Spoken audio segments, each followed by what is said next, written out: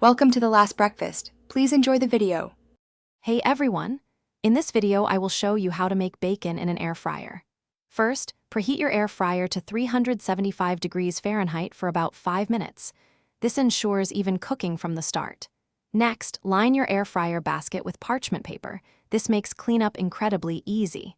Finally, arrange your bacon slices in a single layer, making sure they do not overlap. This is key for achieving that perfect crispness. Now let's get cooking. For regular cut bacon, you will want to cook it for 8 to 12 minutes.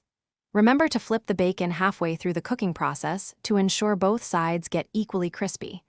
If you are using thick-cut bacon, it might need a bit more time, typically 10 to 15 minutes. Always keep an eye on it and adjust the cooking time to achieve your preferred level of crispiness, from slightly chewy to extra crunchy. Here are some pro tips for the best air-fried bacon. First, never overcrowd your air fryer basket. Cooking in batches ensures each slice gets perfectly crispy. If you are making a large amount, you might need to drain excess grease from the basket periodically for safety and better results.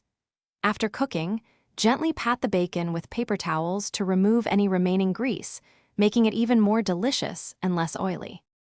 Once your bacon is perfectly cooked and crispy, it is time to enjoy. For the absolute best taste and texture, serve it immediately while it is still warm. If you happen to have any leftovers, which is rare with delicious bacon, store them in an airtight container in the refrigerator. They will stay fresh for up to 5 days. To reheat, simply pop the cooled bacon back into the air fryer for a few minutes until it is warm and crispy again.